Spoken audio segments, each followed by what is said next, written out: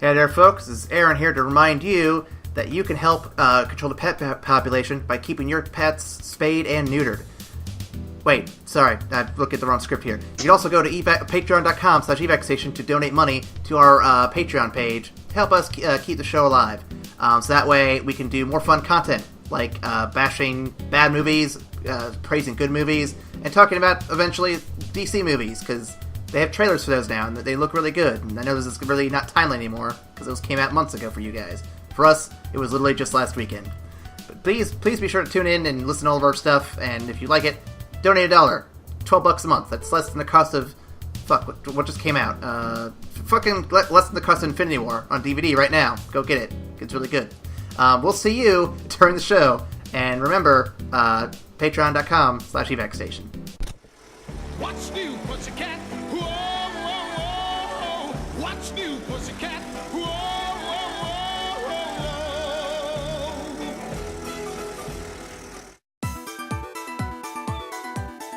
whoa. You know, they say cats have 9 lives.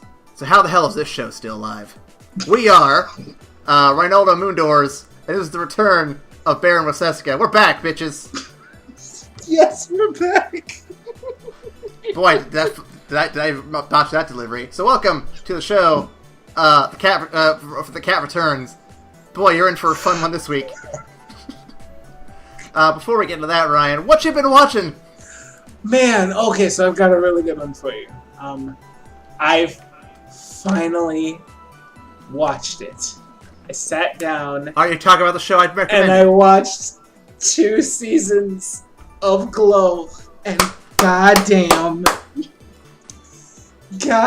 this show is really good. I told you. This show. So when I saw it, I expected just straight up comedy.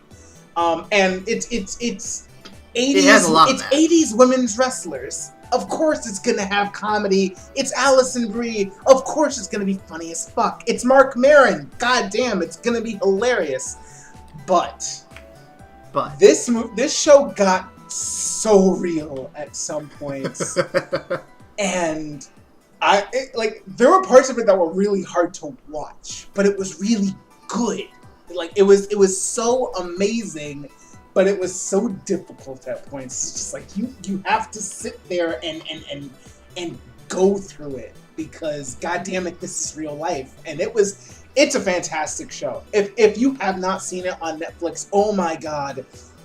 What are you doing? The second season's out. Go and watch it. Holy shit. Oh man. You can literally get it done in a weekend. Ryan did. Yeah, I did. I really did. It's like 40-minute long episodes. Do it. Just do it. Okay. Before we get into my shit, I have to ask you, what is your favorite moment from season 1? I know my favorite, but I want to hear your favorite. Oh, my favorite moment? Mm-hmm. To me, there's one that clearly stands out, but I'm curious if you're on the same page or if there's something else that sticks out for you. I'd have to say the biggest moment of season 1 for me was when Sam takes Ruth to the clinic. Pretty strong. That killed me. That killed me. My personal favorite is when the two... And I'm blanking on names right now. I apologize. It's been a while since I've seen the show. But it's when the two black lady wrestlers are trying to get their show going, and they need to get a gimmick going to make it good. And they convince the stupid ass twins to dress up as the KKK, and they have a fucking Black Panther style, we're gonna kick some ass of these racist bitches. I couldn't. It was so good. I died watching it. I was because they have that small little scene where they're in the back and they're like, man, I don't know about this. I'm starting to rethink this. It's just like, hey, no, it's fine. It's a gimmick. I mean, think of it this way. How can it be racist if it's the black girls that came up with it? And then as soon as they said that, I was like, no, you are not doing this. And then they came out as the KKK. And I instantly paused and had to walk away from it for a second because I get secondhand embarrassment real bad when I watch shit. And there were many times in this show where I had to pause and be like, oh, nope, I need to brace myself for this because this is going to be bad. And that was bad. But it was good. It was like at the like when you push through the awkwardness, it ends up being really good. So damn. You should have been there when we were watching it here because literally when that scene came up, I was laughing for pretty much the rest of the episode because that was just such a like in my face like oh my god, this is so great moment. I want to rewatch that whole season again just for that, just to get to that point and just be like, yep, this is still hilarious. Oh my god. I'm still. Okay. I'm super pissed at Debbie. Ooh, I don't know Debbie. You and I will have long conversations about the show afterwards. I wanted to save that though, so that you would be surprised when I told you. Oh yeah. I'm definitely looking forward to. We should probably do something on that series at some point. Even just like a short little bit for it. It'd be great. It's just so good. All right, for my what you watching. So I'm gonna lead in with a cheat here. So. I watched 10 minutes of Jurassic Park again because I was at a hotel this weekend in Omaha, and it was on TV. Why I was in Omaha is actually what I'm going to be talking about here. So, my buddy Russell, who has been on various podcasts in the past, with backgrounds in Iowa City, and is actually part of the Grooms crew with you, Ryan, for the upcoming wedding I will eventually have. Mm-hmm. He had a bachelor party of his own this past weekend, and it was in Omaha. So, I'm going to tell you a story here, because it's fun. So, Omaha, I don't know if you've ever been there, Ryan, but they have this really nice zoo there. And, so I thought to myself, you know what? Amanda and I were discussing about going there to the zoo anyway, and when I looked at the Facebook group to see what the plans outlined for the festivities were, it looked like it was just going to be on Friday night. So I'm thinking to myself, okay, we'll book a hotel for Friday night. Well, she can stay there. I'll do the stuff with the boys. I'll meet back up with her later that night or the next morning. And we're going to go to the zoo on Saturday. We're just going to have a nice little afternoon doing that, and then we'll come back home and we'll finish the rest of the weekend here. I thought that'd be, straightforward and simple. So we book our hotel, everything's ready to go. I check about a week before we're actually supposed to leave. And the Facebook page has been updated. I never got any notifications of this, but it got updated to include an entire outline for Friday night, all of Saturday, and Sunday morning. Hey! I'm reading this, I'm like, this is not what I thought was going to happen. So, I'm not going to throw anyone on the bus, okay? From what Russell told me, it was very, it's all very improvisational. It was all, just kind of winging it sort of thing. So I'm not going to throw anyone on the bus or anything. Just do what you do. So, we booked a second night at the hotel, because I realized that if she's going to be staying there with me for anything, she's probably going to want to have that second night there, because where else is she going to go? And we rearranged our plans because she actually ended up getting Friday off, so we ended up going to the zoo literally right away when we got there Friday, early in the morning, and then I met up with Russell and his buddy Friday night.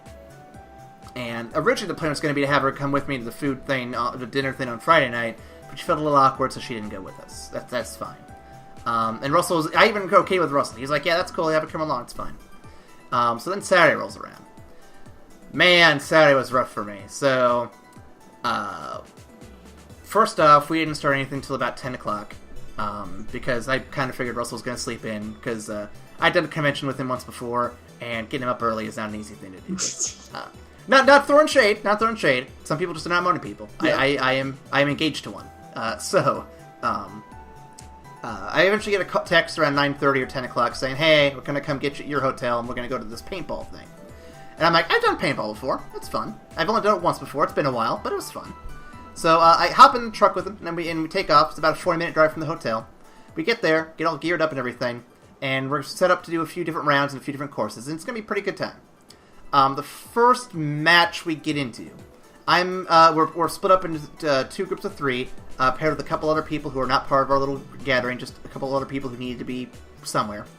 So we get all set up, and we're going to take our positions, and they call the match to start.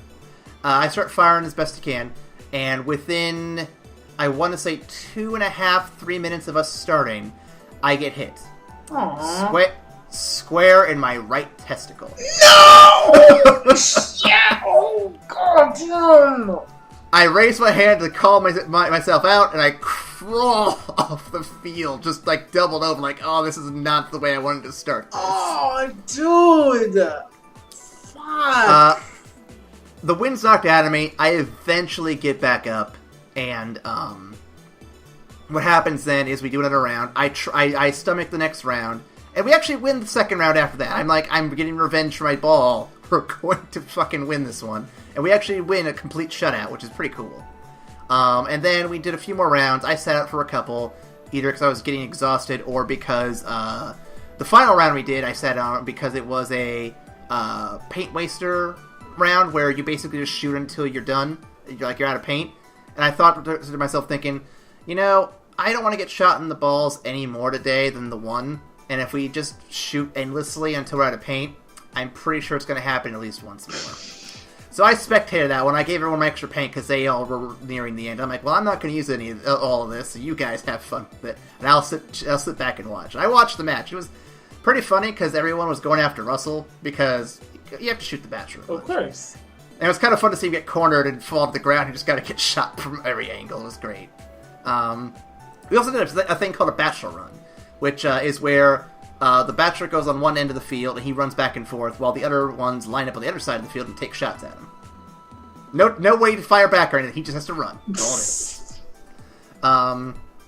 So I'm pretty wiped out after this. And Russell and I are having these great conversations in the car, like we're fucking on the podcast again. And we're driving around. We go to his hotel, or the hotel that they're checking into for the evening activities. We hang out. We get some lunch, hang out at the pool, hot tub it.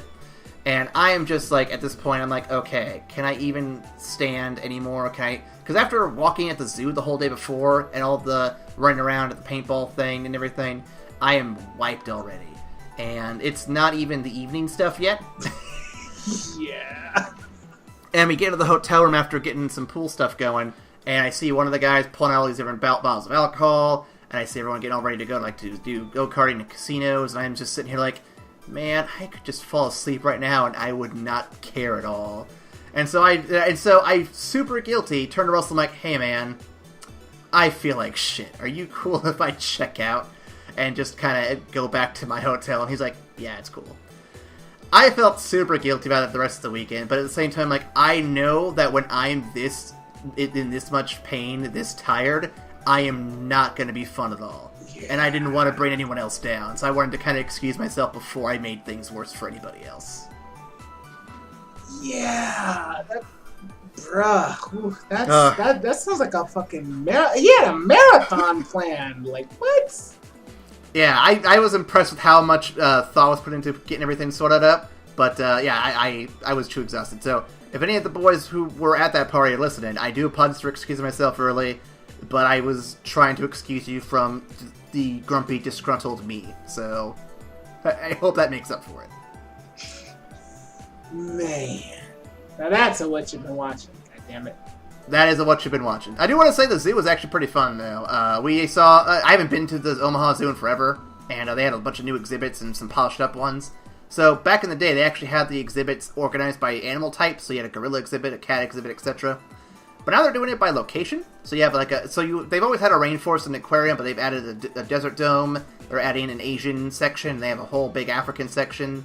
And it's like, I like this because it gives the animals a more natural environment to walk around in, versus the kind of generic stuff you see them in already. So nice. It's a nice update. I'm looking forward to seeing what they have in store for the next upcoming years, because they're updating something every year, man. It's fucking crazy over there. Cool. But yeah, that was my fun weekend. I didn't get to watch much, but I think I made up for it with a fucking great story of injuries and pain. You got hit in the balls with a paintball. How, so for real though, how much force are we talking about goes into a paintball shot? You know what? I can look it up right now if you want to vamp for me real quick. Yep, well, guys, again, if you want to talk to us, because we get hella fucking lonely over here, again, please be sure to reach out to us. We would love to talk to you, because we I mean, Aaron's probably tired of talking to me all this goddamn time. So give us something else to talk about or to talk to. Our email is evacstation@gmail.com. And god damn it if I don't need someone to talk to. I'm so lonely. Let's see.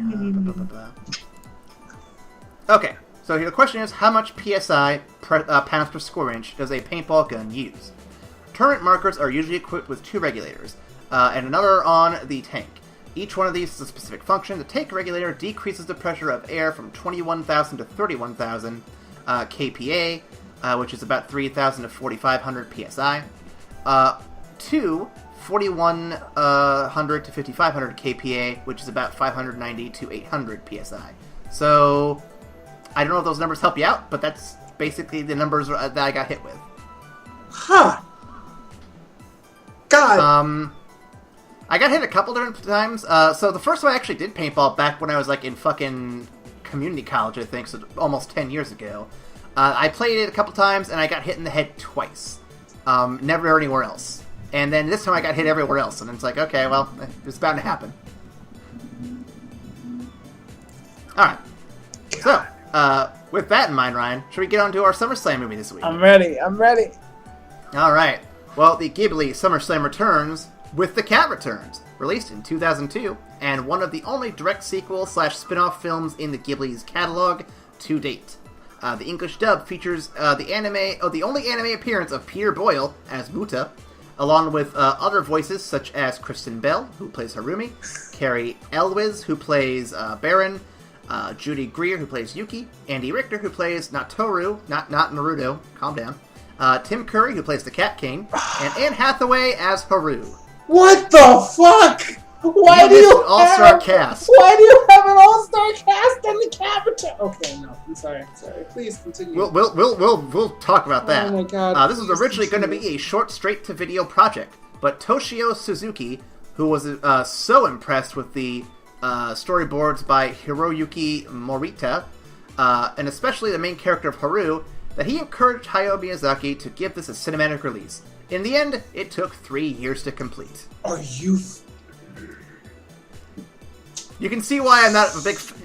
Hang on. So, initial thoughts, Ryan.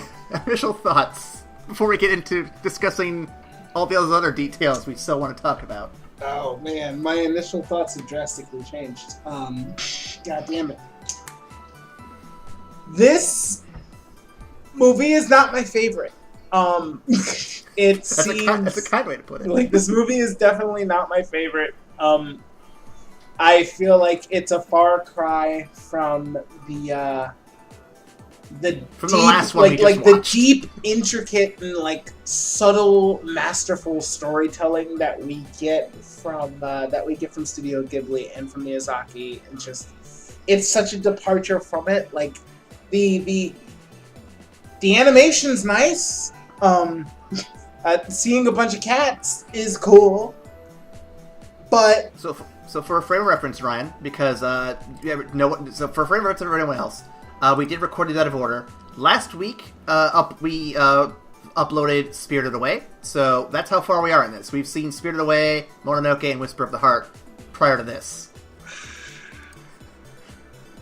This is what we get after all those great, spectacular, wonderful films that challenge your imagination and push the limits of what storytelling could tell you. Why? I guess that's my initial critique of the story. If we're gonna give it a sound bite, what'd you think of the story, Ryan? Fucking why? All right, that's it. Man, he hasn't said that. That sounds a lot like Pompoko, but get ready, guys.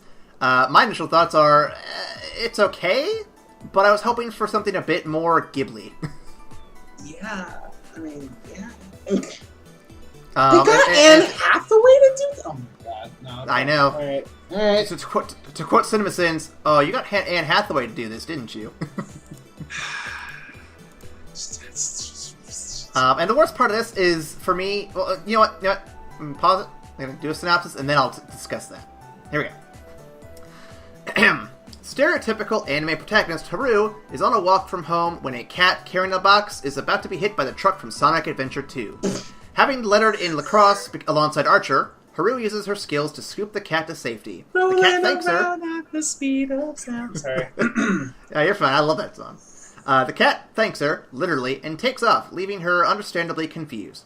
That night, a parade of cats comes down into her neighborhood to see her. As it turns out, she saved the prince of the cat kingdom, and the king wishes to pay her back. They promise to shower her with gifts the very next day. Haru wakes up believing it all to be a dream, because why wouldn't you think that?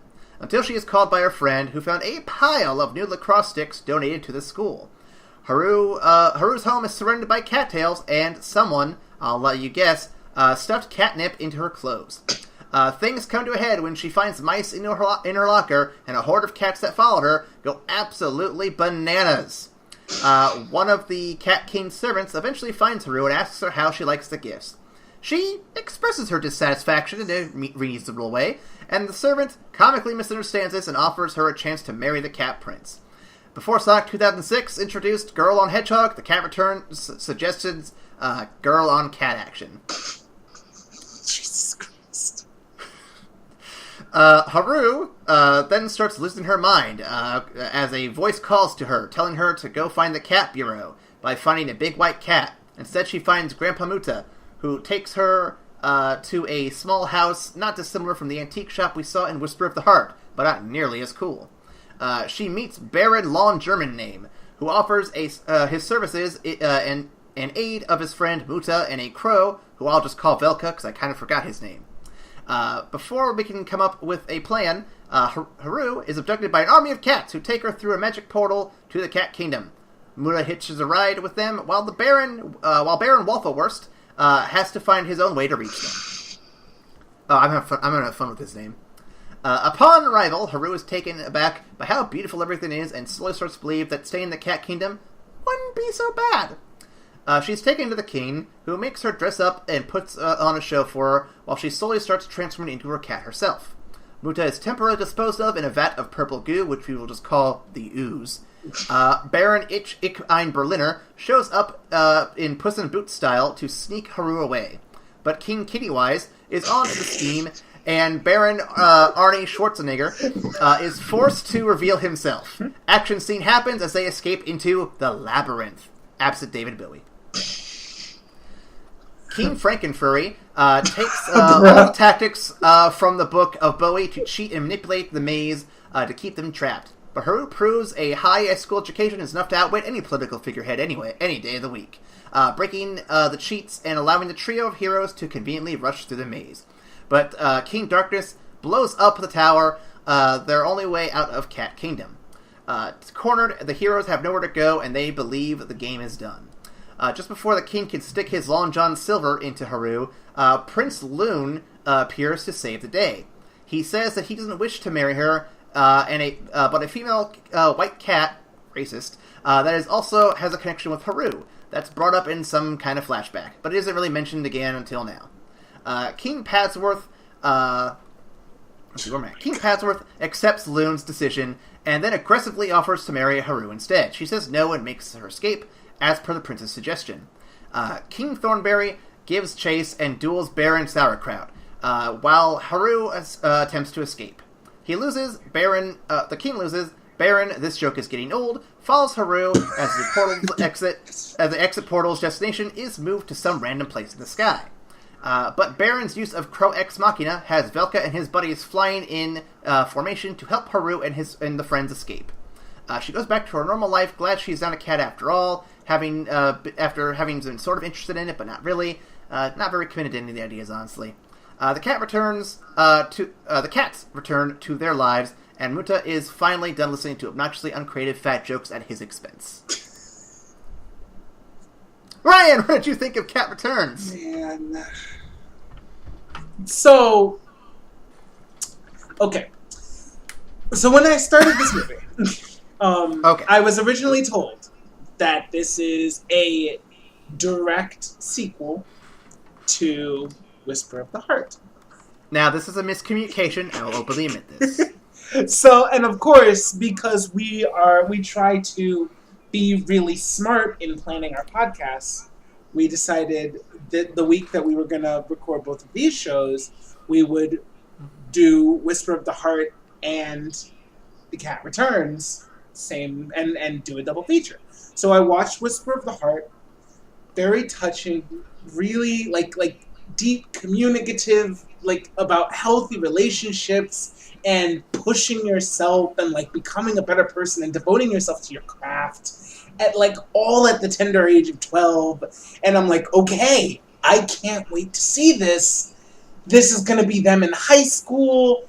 My boy has been in Italy making violins. Baby girl's been writing books, and we're gonna see where it goes. And this movie was not that. Instead, what we got was a super loose spinoff, a super like loose story of a girl's magical adventure with cats. But after about 20 minutes of it, I said to myself, "Oh my God, Ryan, this is the first draft of her story. This is it." That's why it's so shit. and that's exactly what I was thinking. Like, this is why the movie is not like amazing.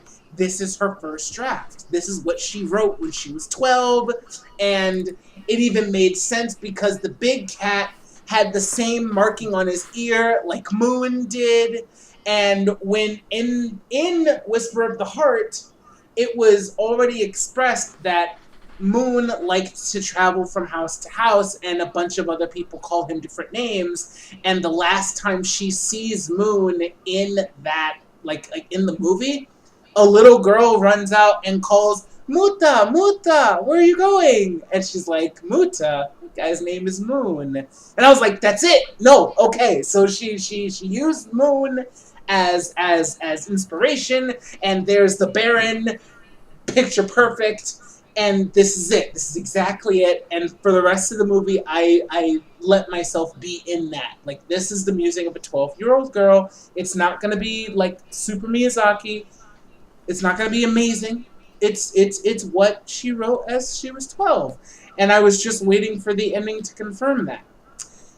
And then it didn't fucking confirm it. And I was so angry. I was so mad. So I'm gonna piggyback off it. So, knowing this movie took 3 years to make, and knowing what kind of expectation was set when you showed the Baron, who was already featured in another movie, I'm sitting here thinking to myself, okay, you have a perfect segue to not necessarily do a direct sequel, but a spin-off or some kind of heavy reference to Whisper of the Heart. I'm not saying it needs to be an exact, like, one-to-one sequel. I'm not demanding that.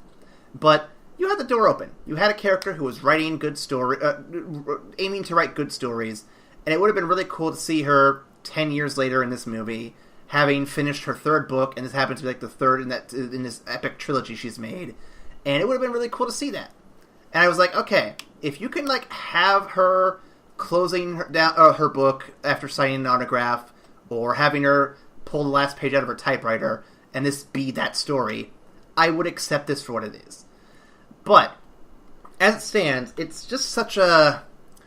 It's a hodgepodge of ideas that don't quite work in a movie that looks very shoddy to start with. And I have a bunch of questions that can kind of guide us through what I'm sort of hitting at. But for the most part, this is the least Ghibli-feeling movie of all of them. And the only movie I can think of that's been like that up until now, anyway, for us recording, but I think there's another movie we'll hit up next week that is similar. Only Yesterday feels like the only movie that we've had so far that doesn't feel distinctly Ghibli, because it has such a different like story structure and style. That's fair. But this one not only is a spin-off, which is what Ghibli has not done yet, but it also, the animation quality feels inconsistent, don't you think? It doesn't feel anywhere near on the level as, say, Spirited Away, Mononoke, even fucking Nausicaa from back in the 80s feels like it's just a more consistent animation style compared to this. Like, this feels like it's like done by the B team of the Naruto animation staff. Yeah. And if only you remember Naruto animation, that stuff went back and forth all the time. And hearing all of the stuff that actually went into this movie just makes me more upset, honestly. It's just like, what? Alright, so then here we go with some questions, because this first one's going to actually hit one of my biggest gripes. Do you feel like Haru is a good and or complete character? No. No, thank you. Not. You know what it felt? You know what it felt like? And honestly, this is why I wasn't as mad at the movie when I first saw it. But this feels like a two-dimensional attempt at giving somebody a character arc where they start out super lazy and really unsure of themselves, and then they go through something traumatic, and then afterwards they're like, nah, I've got it. I'm self-confident, and now I'm ready to take on the world because I've grown up in the land of cats. And yeah, it felt like it was written by a 12-year-old. So my issue, and it's basically the same thing. I'm going to kind of word it in that way for me. So we don't really get a baseline for her character other than she's lazy. That's not really much of a character to go with to start on. Mm-hmm. And furthermore, when you make a story for a character like this, you want to have an arc for them. You want to have them change throughout the course of the film. And granted, at the end of the film, she gets up early, she makes her own breakfast, so she changes. But it's that middle part, the stuff that happens between point A and point B, where I'm like, does she really change, though? Because during the events of the film, she goes back and forth between whether or not she thinks being a lazy cat will be good or not. Ultimately thinking not because there's a pervy king, but that's besides the point. The point is, she's never really committed or driven to any sort of goal or desire. She just kind of is dragged along by the rest of the plot. And that's not a good character. That's a very passive character. And that does not make for an interesting story. The best stories have active characters. I'm not saying they have to be overly aggressive, and I'm not saying they have to make every decision. But they need to make decisions. That's the important part. I feel like she didn't make any. I feel like the Baron made most of them for her, or the king kind of forced her to go in a certain direction, i.e. away from him. And that's sort of all we got. Yeah, no, that's those are real facts. Those are real facts. And yeah, I feel like she's sort of the Megan Fox character of this cat movie, where we came to see the cats do cool things because we were shown the Baron and how epic he is, and then she's just kind of there along for the ride. And Bitch, I don't like did you just put this on Transformers? I compare this to Transformers, and I feel like it's an adequate comparison. God, that's the best. I came to see Optimus Prime, and I ended up getting fucking Haru. Oh my god. Okay. So that kind of answers the first three questions I had here already. We're making great time. We're making great time. We could probably talk more about Glow if you want to. Would you have wanted to see more Baron and or Muta? As in, would I want to have seen them more in this story, or would I want to see more stories about them? More in this story. Let's start with that. No, I think they were pretty much the movie. They were the movie. Honestly, I would have rather just seen the movie adaptation of that first book she wrote, even if it didn't reveal that, oh, hey, she wrote this, hooray. But, like, just a story about the Baron would have been cool. I don't think Haru's story's anywhere near as interesting as any adventure Baron could go on would have been. I still hold to the fact that this is the story she wrote. I still hold to that fact. You can believe what you want to believe. I will. I have no facts to back this up, though. It is the only thing that barely salvages the movie for me. Like it's the only thing. It's it. There are too many direct connections. Not even like conspiracy corner. Like, no, straight up.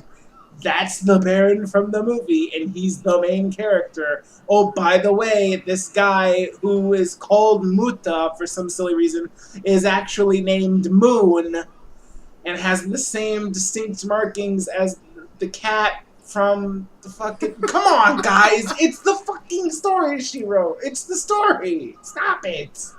Alright, so I'm adding this question because I kind of forgot to put it in here, but did the consistent amount of fat jokes at Muta's expense get on your nerves at all? No. Because it kind of did for me, a little bit. I think it might just be the English voice acting didn't help it at all. But I feel like we heard a fat joke at him like every other minute. I'm like, okay, we get it. He's a heavy cat. That's fine.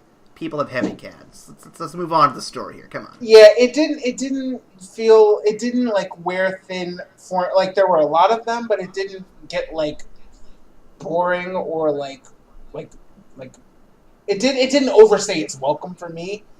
You do bring up a very interesting point, and maybe I would have felt differently if I listened to the English dub, especially with all of the voice actors that I'm actually familiar with. It might have gotten old as hell, but no, I thought it was just par for the course. You had a guy you had a fat cat. There were going to be many jokes at his expense, as he eats everything. Speaking of voice acting, though, shout out to Peter Boyle for his only anime appearance. I mean, if you had to make it any of them, I guess this would have been it. Peter fucking Boyle. Rest in peace. Peter Boyle's cool. He was the Frankenstein monster in Young Frankenstein. He was fucking great in that. All right. Let's see what else we got here. Okay. Does the Cat Kingdom feel cheap to you? With the easily broken buildings and the clearly corrupt leadership, I mean. Does it feel cheap?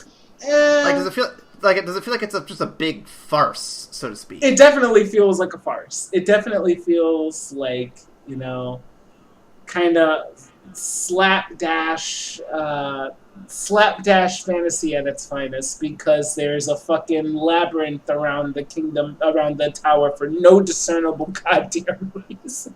And no one had a weirdly expanding stuffed crotch to thrust around. I mean, come on, when you have a labyrinth, fucking play all the cards. Yeah, I mean, just it was a farce. It was a farce is the perfect word for it. Yes. Actually, this brings up an interesting point, though. So back in Pompoko, which we weren't super big fans of, but we had fun, they mentioned that cats can also transform with, special powers and shit. Would you have been more interested if they showed some of that in this movie a little bit? Not really, and only because of the sheer abundance of cats. Because, we saw, thousands of cats in this movie. Literally, they rode a train of cats. And, which was kind of cool. That was kind of cool. That was kind of cool. But if every one of those cats would have been able to shapeshift, that would have been too much. That would have been too much. I mean, a couple of them would have been nice to at least see. Maybe the Tanuki, maybe it's just only a few of them could do it. I don't know. One thing that did stick out to me that I'm now thinking of is the Baron has, a full set of fingers, but every other cat has paws. What the fuck was that about? I don't know. I was kind of. Is the Baron even a cat? Is he just some other mutant creature? Honestly, I was just stuck on his eyes. They were just freaking me the fuck out. He has some baller eyes. Okay. Skipping the English question here because you didn't listen to it. And I think we already discussed the animation did not feel very polished, correct? Yeah. And again, like we said before in our previous recording and in the previous episodes you've listened to up to now, they've started blending in the CGI computer-generated elements into the films with Whisper of the Heart, Spirited Away. I think even Mononoke has quite a bit of that with the demon creature in it. Mm-hmm. So we've seen them bring their A-game with some spectacular animation to it. And this movie took 3 years and couldn't even come close to that. Like I said earlier, this feels like a Naruto animation team B-team thing. And if you don't know what I'm talking about, look up Naruto versus Pain. Because that fight is abysmal. Is it really? Have you never seen it? I read the manga. So I would check out the fight scenes and the animations to see how they hold up. No, that's supposed to be that's supposed to be fucking boss mode. He comes out with Sage mode and shit. How do you not? Oh god. So Ryan, after this, I encourage you to look it up and just feel the disappointment that happens. It's the biggest letdown in the whole anime, I think. Oh, that's just disappointing. Because that should have been the biggest fight. This is, Naruto is avenging Jiraiya. He became the Toad Sage to beat the dude that killed his master. Let's go. This is a major moment. Yeah, so the animation here I don't think is nearly that cartoonishly horrible, but it is definitely not the Ghibli. It doesn't have any of the Ghibli polish to it. It's just strange that it's even considered part of the Ghibli catalog. I don't understand it, honestly, especially with all of the build up in like 3 years and this fucking all-star American cast. Why? What? For what? I don't get it. So I'm looking up how long it took to make Mononoke. Let's see. Real quick. Because that's a movie we can compare this to pretty adequately for quality and time, I suppose. Let's see.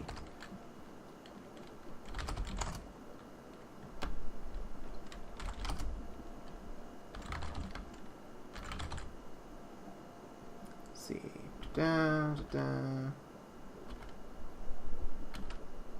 I'm not seeing anything that tells me how long it took to make, but consider this though. Spirited Away came out only a year before this movie came out in theaters.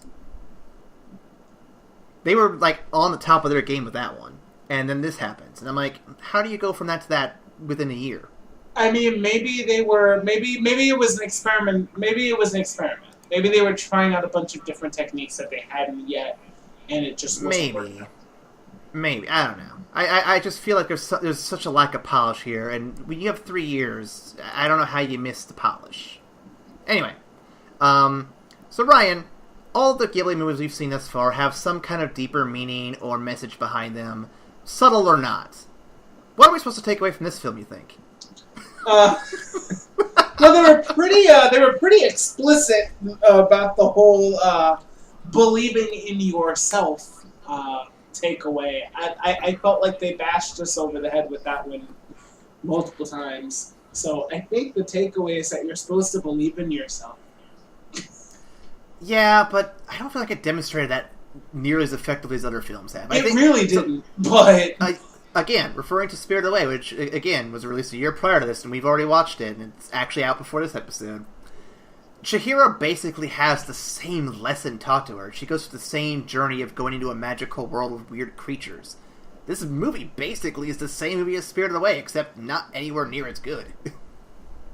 Yeah. Like, if you follow the beats, if you follow the meaning and the message behind it, Spirited Away does everything this movie does, but it's like, oh hey, by the way, we're actually good at this.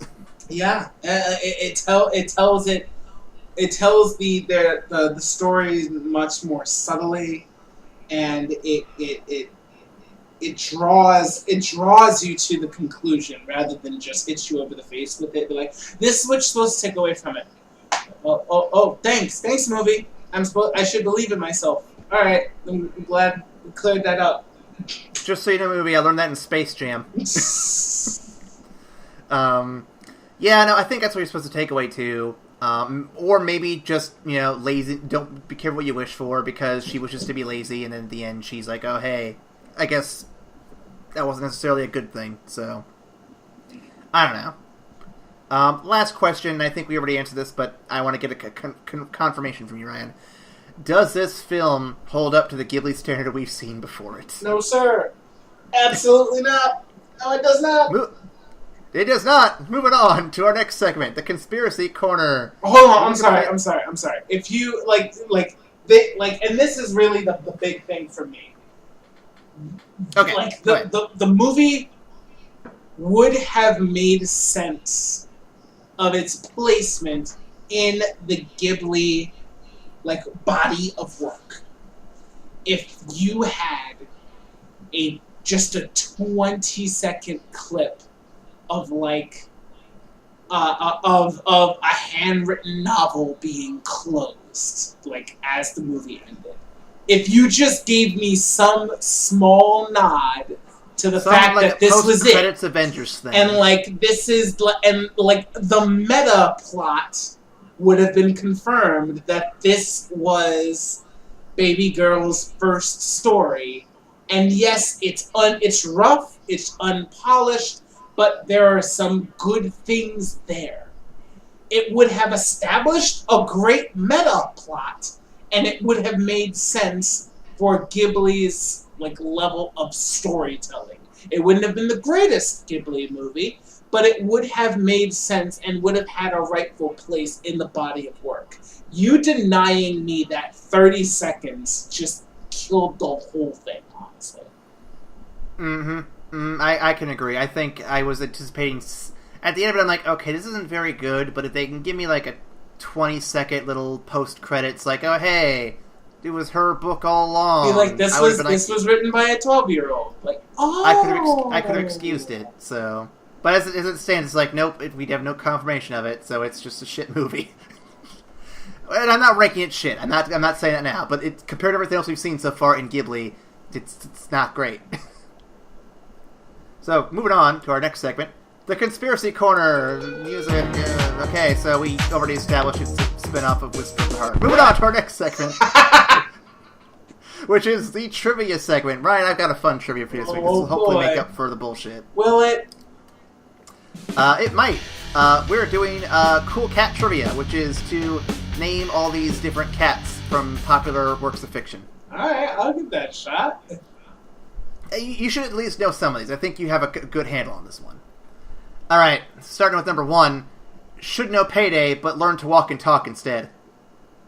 Meowth from Pokemon. Yep. Fucking love Meowth. He's the best. Alright, next one. Fat, lazy, surly, and for some strange reason, loves pasta. Garfield. Yep. Number 3. If you find catnip in his boots, it's totally not his, I swear. I'm guessing Puss in Boots is the only cat I know that wears boots. That is correct. Yeah, there's a line in, I think, Shrek 2. Oh, dude, I haven't seen Shrek 2 in fucking decades. I only remember this like it's probably the funniest line in the whole movie for me. And it's where they catch the guys, they like arrest him or whatever, and they pull a little bag of catnip like it's weed out of his boots, and he's like, that's not mine, I'm holding it for a friend. God damn it. It was cute. Alright, number 4, he fights, he bites, and in the end he usually dies. Damn, wait, what? What? Want me to read that again for you? Yeah. Alright, he fights, he bites, and he usually dies in the end. Jesus, I don't know this one. Who the hell was that? That would be Scratchy from the very great cartoon show Itchy and Scratchy. Oh! From The Simpsons. Oh, throwback. Well done. Oh, man. Man, that took me back. Oh, yeah. Number 5, Suffer and Succotash. Why is it so hard for him to get that damn bird? Sylvester from Looney Tunes. Yep. Next one. This might be another throwback you might miss. Here we go.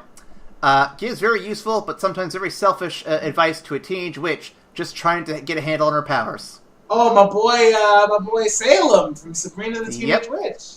Yep. I also would have accepted Gigi, but moving on. Let's see. Number 7. Oh, behave when this cat comes around, baby, or you'll be stuck in the most disturbing live-action adaptation to date, right by Thing 1 and Thing 2. Oh, shit. The cat and that. You threw me with the oh, behave. I was just like, there's no fucking cat in Austin Powers. What the fuck? But there was a nice lead in, though. Well played, sir. You're doing pretty good so far. I got 3 more left for you. These are going to be the tough ones. These are the hard ones. Number 8, leader of the Forest Hunter Covenant. She will only give you one chance to join. You best say yes the first time. Fuck! Oh, God, what's her name?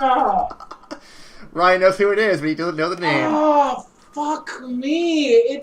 Oh, God damn it, it's the cat from Dark Souls. I don't remember her name. Oh, that makes me sad. Her name is Alvina. There it is. God damn. I was tempted to do the cat from Dark Souls 2, and I'm like, you know what? He'll probably remember the one from Dark Souls 1 better. Yeah, especially considering I haven't played enough of Dark Souls 2 to have gotten to the cat. It's actually in the Majula, dude. Really? Fuck. Yep, it's in one of the houses. Dude. Oh, Lord. Yeah, it's how you get the silver cat ring so you can jump down the hole. Number 9, this cat in its mischievous grin actually predates the Disney adaptation of the 1865 book it's best known for. It's actually referenced as far back as 1788. That's a Cheshire cat, if I'm not mistaken. That is absolutely correct. Yes, sir. Ryan is doing pretty good. He's only missed one of these so far. I'm going to give him number 8. I think he did good at that. Yes. Number 10. Raised by nuns, this nearly naked female fighter takes on all kinds of challengers while making time for her stage career. Technically, she's more of a yokai than a cat.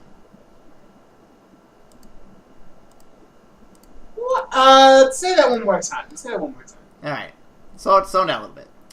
Raised by nuns, this nearly naked female fighter takes on all kinds of challengers while making time for her stage career. Technically, she's more of a yokai than a cat.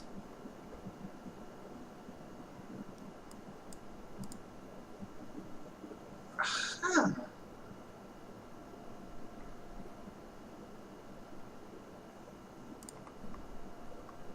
You got me. Who is this? Alright, it's sitting at 80%, Ryan. That's still pretty good. It's your best score so far. So, you might know her from the game Darkstalkers, but you might be more familiar with the game Marvel vs. Capcom, Felicia.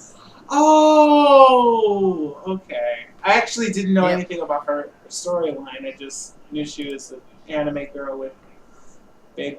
And there's a cat also. She's a cat with big assets. Yes, sure. Let's go with that. So that's our trivia this week. We're doing pretty good on time. Let's move on to our final segment, which is the closing out.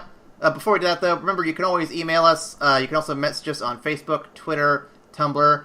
You can also see us on all of our different platforms, which is now including iTunes, Google Play, Peepa, which is our main one right now. You can see us on Patreon, YouTube, Stitcher, Intune, for all you Alexa users out there, and of course, my personal favorite, Podcast Addict. So we're going to be adding more platforms as the time goes on, but just be sure to look out for those, because those are all the big ones. And Ryan, what's the email they can reach us at if they wanted to ask us any questions or give us any comments? Please talk to us. That email is evacstation@gmail.com. Very excellent. And, of course, you go to our Patreon page, donate $1 for $1 a month, which is just $12 a year, which is less than the cost of any of these movies we're talking about today, or any other day of this podcast. You can help support us to, heck, even buy the movies ourselves so we can watch it, or you can help us keep the lights on, make new shows. Good stuff. Again, it's patreon.com/evacstation. Moving on, let's close out this with our little ranking here. If you've seen the link down below, you've seen it 1,000 times, it is the link that tells you what all our rankings mean, from platinum to dirt to even shit. We rank these movies to determine what their score is going to be overall. Kind of like a little platinum, kind of like gold, silver, platinum, kind of like that. All the meanings are down below. Ryan, I think we know this is not going to be our highest ranking one. In fact, I think this may be, of all the Ghiblis we've done thus far, among our lowest ranking ones. Yeah. Where are you putting this at? I'm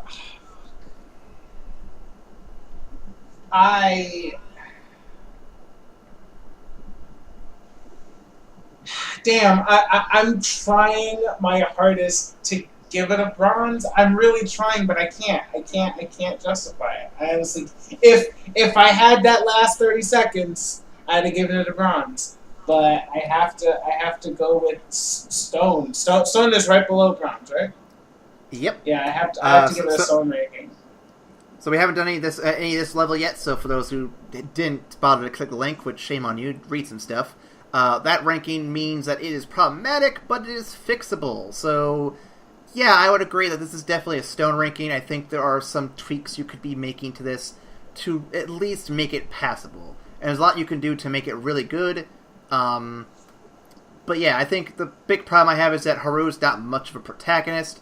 Its story basically copies what Spirited Away did, and not nearly as good. It even came out after some of the biggest heavy hitters like Mononoke, Spirited Away, and such, and it doesn't live up to that animation style at all. The story level isn't anywhere near Whisper of the Heart, which is what it spins off from. You know what? Would have been you know what this? Go ahead. Go ahead. I was gonna say this would have been better as like a 5 to 15 minute short, like a little thing, like what Pixar does before their main things. Because I could see this passing as a short. It'd be fun, but as it is right now, as a full feature length, there's not enough to support it for that long. I think Stone is probably the best rank I can give it for now. You know what? This movie is actually like a rough stone with a jewel in the middle of it. It's rough, It's unpolished, and it needs some work to bring out its true shine. Like the story of a 12-year-old girl who wrote a fucking novel in 2 fucking months. God damn it! All you had to do was tie it back. Yes, it's a stone. It's a stone ranking. God damn it. It's a stone! Stone. Yeah, no, I love that little analogy there with the whole gem and the stone thing, because I think the stone ranking literally fits that perfectly. We're trying to say, hey, polish it up better, and you could make this something at least passable, something good, something great even. Yeah. But right where it is right now, it's just not there. You just need more work on it. That's all. But so this is definitely a skip. If you're going through the Ghibli movies, you can skip this one. We apologize if you watched it to keep up with the show. It's cool. It's fine. Next week, Ryan. You watched it. God damn it. Next week, Ryan, we will be talking about Princess Mononoke when we record. But for those who are tuning in the correct order, not our recording order, because they don't know what our recording order is, we're uploading it in the right order. You'll be listening to Howl's Moving Castle. I have no basis for what it is. Howl's Moving Castle? I haven't seen it in so long. It's so good. I have known nothing about it. I've heard it's good, so we'll. I'll give you the benefit of the doubt there. We'll give it a shot. See how it goes. Don't worry. It's much better than this movie. I would imagine. So Ryan, next week we'll be discussing 2 other movies, but we'll come back to Howl's Moving Castle very soon. We're getting to the very end of this stuff. We're actually pretty close to done with the Ghibli movies. Then we can move on to our next thing.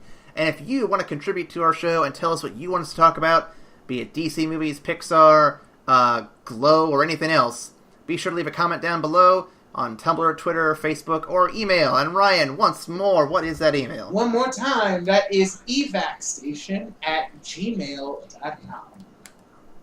You heard it there, folks, and we would love to hear from you because we'd love to know what you want to hear next. Actually, when is this coming out? So I know for sure. This comes out... Oh, shit! This comes out the beginning of October. You know what that means, Ryan? It's time for spooky, scary stuff? Yep, people are going to be listening to 2 podcasts a week because we're ahead of schedule. We can easily pull it off. You're going to listen to 2 podcasts a week starting this week, if it isn't out before this comes out.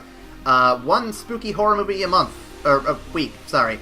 For celebrating Halloween because it's my favorite holiday and I love spookies. So tune in for those, tune in for this, and we'll see you after the credits. Bye.